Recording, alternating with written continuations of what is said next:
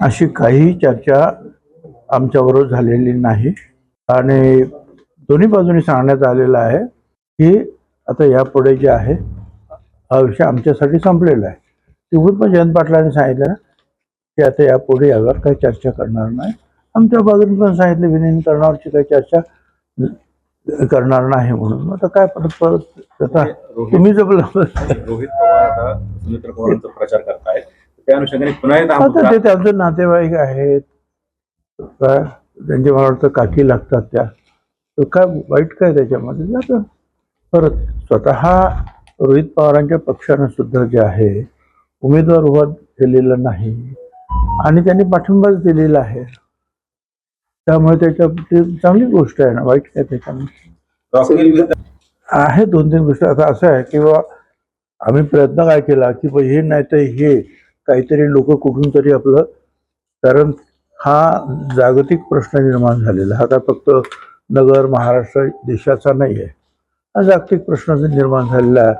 म्हणजे मग स्वयंपाकाचा गॅस असेल किंवा इतर काय असेल, पेट्रोल डिझेल वगैरे, तरी देशाचे प्रधानमंत्री आणि इतर जे मंत्री जे आहेत ते वेगवेगळ्या देशांकडून जे आहे अधिकाधिक ह्या सगळ्या गोष्टी आपल्याला कशा मिळतील याचा प्रयत्न ते करत असल्यामुळे आतापर्यंत थोडी भीषण परिस्थिती जशी इतर ठिकाणी निर्माण झाली तर देशात अशी भीषण परिस्थिती निर्माण झाली नाही. आणि महाराष्ट्रामध्ये हे रॉकेल जे आहे केरोसिन हे बंद होतं, कारण काही हायकोर्टानं वगैरे फार वर्षापूर्वी त्या संदर्भामध्ये काही भाष्य केलेलं होतं की उज्ज्वला असेल तर केरोसिन नाही. पण आता त्यांना सुद्धा मी कळलो, त्यांनी सुद्धा परवानगी दिलेली आहे. परंतु झालं असं की त्या 5-7-8 वर्षामध्ये जी विक्रेत्यांची एक साखळी असते ती साखळी तुटलेली आहे. तर त्यांनी प्रयत्न केले की बाबा आम्ही विक्रेतो आहोत, आम्हाला द्या रॉकेल, पण रॉकेल आम्ही देऊ शकत नव्हतो. त्याच्यामुळे साहजिकच त्यांनी आपापले उद्योग वेगवेगळ्या ठिकाणी नेले, वेगवेगळ्या उद्योगात ते गेले. आता पुन्हा ही साखळी निर्माण करणं हे थोडंसं अवघड जात आहे. तरी जे काही मला कळलं तर एक तर जे मोठे डीलर असतात आणि मग एक छोटे विक्रेते वगैरे आहेत, तर 100 मोठे डीलर्स किंवा इतर जे आहेत त्यांनी होकार दिलेला आहे आणि कामाला काही ठिकाणी सुरुवात झालेली आहे.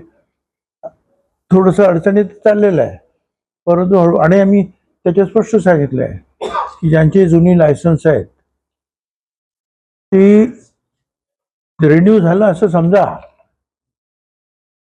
आणि जर कुठे कलेक्टरच्या कचेरीमध्ये किंवा आमच्या डिपार्टमेंटमध्ये कुठे पडलेले असतील तर ते मंजूर झालं असं समजा आणि तुम्ही विक्रीला सुरुवात करा. तर ही जी व्यवस्था थोडीशी बसायला जी आहे एवढ्या मोठ्या प्रमाणात अख्ख्या 14 कोटीच्या महाराष्ट्रामध्ये काही ठिकाणी अडचणी निश्चितपणे आहेत. परंतु केरोसिनचा कोटा मात्र आपल्याकडे भरपूर आहे. पुरवठा जरी सुरळीत झाला, त्यांची साखळी निर्माण झाली, ग्राहकांकडे नागरिकांकडे साधनं तर पाहिजे रॉकेल वापरणं. आता ते आहे, अडचण आहे खरी, परंतु काढतात, मार्ग काढतात लोक. स्टोव पण आता यायला लागलेत असं दिसतंय मला तिकडून. कारण आता हे अजूनही जे काही खरं काही वाटत नाही काय होणार आहे तिकडे, एकदमच सगळं बंद पडतं. परत प्रयत्न तर सुरू आहे हे होऊ नये, परंतु याच्या पुढे जे आहे मला असं वाटतं की अशा तयारी आपल्याला ठेवावी लागते. मुख्य म्हणजे केरोसिन आम्ही महाराष्ट्रात देणं बंद झालं होतं म्हणून या सगळ्या गोष्टी बंद झाल्या. यापुढे आता आम्ही बंद नाही करणार. आमच्याकडे जवळ 3,500 किलो लिटरपेक्षा जास्त कोटा आहे. असा आमचे तो कोटा जो आहे पुढे सुद्धा चालू ठेवू. ज्यांना पाहिजे त्यांना दे, हळूहळू वापरायला सुरू ठेवणार. त्यामुळे हळूहळू सुधारच आहे. ज्यांना नाही LPG नको आहे किंवा घेत नाहीत, काय परवडत नाही, काय अडचणी काय असू शकतात, तर त्यांच्या दृष्टीने जे आहे कायमस्वरूपी सोय आता करण्याचा आपला विचार आहे. हे जे आहे त्या डिपार्टमेंटने आम्हाला दिली वाटायला म्हणून आहे सरकारचा कार्यक्रम, पण तो दुसऱ्या डिपार्टमेंटचा कार्यक्रम आहे. वाटपाचं काम फक्त आमच्याकडे आहे. मग ते साड्या कुठल्या आहेत, काय आहेत, काय आहेत, मला काही कल्पना नाही आहे.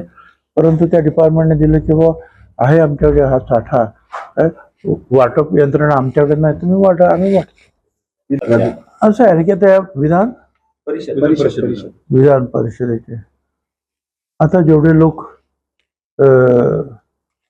निवृत्त झाले तेवढे उभे राहतील, परंतु विधानसभेचे ताकद कोणाची किती आहे त्याच्यावरती सगळं अवलंबून राहील.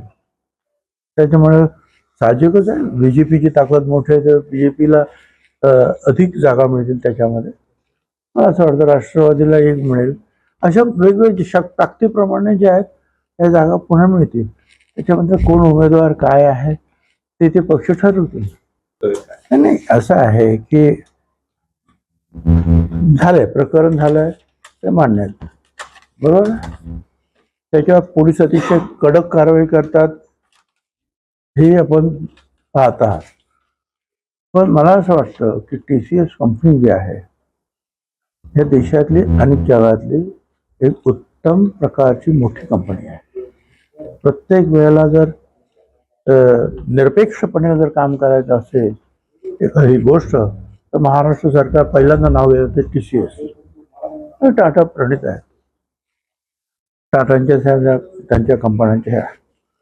आता त्या कंपनीमध्ये खालच्या पातळीवर काय होतं ते सगळ्याच गोष्टी जे आपल्याला वरच्या पातळीवर समजत नाहीये तर त्यांना तो समजणार नाही. माझं म्हणणं असं आहे की झालंय, त्याच्यावर कारवाई सुरू आहे. त्याचा अर्थ असा पूर्ण TCS कंपनीला बदनाम करणं हे अजिबात योग्य होणार नाही. कारण आतापर्यंत अशा प्रकारच्या ज्या कंपन्या आहेत त्याच्यामधली अतिशय महत्त्वाची अशी ही कंपनी आहे ज्याच्यावर लोकांचा विश्वास आहे आणि विश्वासाने त्यांच्याकडे आपली कामं दिली जातात. तर एखाद्या ठिकाणी हे झालं आहे त्याच्यावर पोलीस कारवाई करतात. पण किती ताणायचं आणि त्यांना बाहेरच काढून टाकायचं काय असा कोणाचा विचार असेल तर चूक आहे. ठीक आहे, तुम्ही त्याच्याबद्दल त्याच्यावर कारवाई केली नाही, तिथे कुठेतरी अडचण निर्माण झाली आणि मग एखादा उठाव जर लोकांचा होत असेल तर मी समजू शकतो. परंतु आता पोलीस पूर्णपणे कारवाई करत आहे त्याच्यामध्ये आणि त्या TCSच्या प्रमुखांनी सुद्धा त्याबद्दल दिलगिरी व्यक्त केली की आम्हाला काही कल्पना नव्हती. परंतु आपल्या ह्या कंपन्या जाणार नाहीत आपल्या जिल्ह्याच्या बाहेर आणि राज्याच्या बाहेर, यासाठी सगळ्यांनी जे आहे लक्षात ठेवलं पाहिजे. कोण होते, कशामुळे झाला, काय तर तुमच्या तोंडून फक्त ऐकते संशयास्पद काय मृत्यू कोणाचा झाला हेही मला माहित नाही आणि ते कुठल्या त्या पदावरती हेही मला काय कळणार. असं आहे की त्याच्यामध्ये काही इतर विरोधी पक्षाच्या काही ऑब्जेक्शन्स आहेत त्याच्यामध्ये. आपण लक्षात ठेवलं पाहिजे की हा एक फार मोठा निर्णय. मी तर गेली 25-30 वर्ष या संदर्भामध्ये ऐकतो की महिलांना आरक्षण मिळालं पाहिजे. आणि मी तर मागच्या एका मीटिंगमध्ये सुद्धा सांगितलं की महात्मा ज्योतिराव फुले, सावित्रीबाई फुले यांनी याच्यावर जे काम केलं महिला सक्षमीकरणाचं काम पहिल्यापासून, तर इथे सुद्धा आता अशा प्रकारे राजकारणात सुद्धा महिला जर पुढे येत असतील आणि त्यांना आरक्षण मिळत असेल तर उत्तम गोष्ट आहे.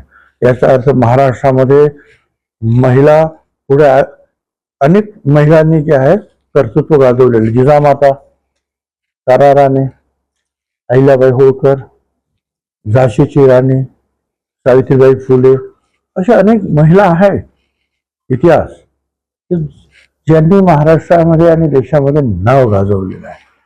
परंतु जे एकूणच अलीकडच्या राजकारणामध्ये जसं आपण जिल्हा परिषद, पंचायत समिती, नगरपालिका, महानगरपालिका महिलांना आपण आरक्षण देऊन पुढे आणण्याचा प्रयत्न केला आहे, तसं हळूहळू जो आहे विधानसभा आणि लोकसभेमध्ये सुद्धा ते यावे या दृष्टीने उचललेलं अतिशय महत्वाचं पाऊल आहे.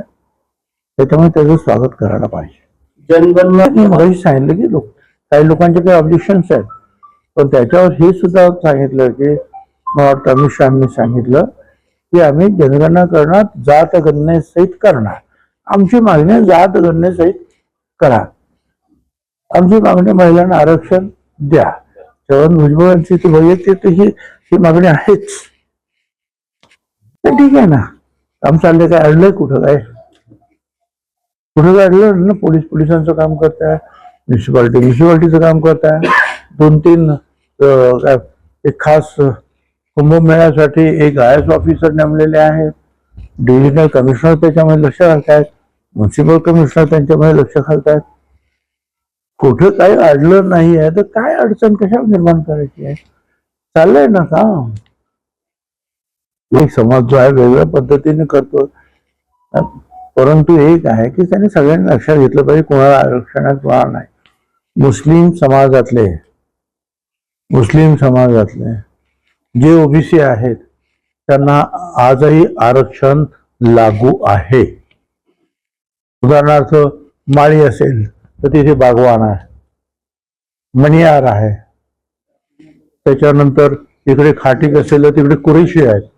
तर या सगळ्यांना ज्या यापूर्वीच शब्बीर अन्सारी जे होते ते 93-94 सालामध्येच ते दिलीप कुमार वगैरे या सगळ्यांनी प्रयत्न केला होता.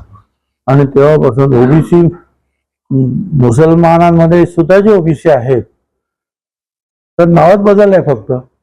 माळी आहे तिकडे बागवान आहे, आपल्याकडे कासार आहे तिकडे मणियार आहे, कुरेशी आहे तिकडे इकडे खाटीक आहे. तर ह्या सगळ्यांना आरक्षण त्याच्यात आहे.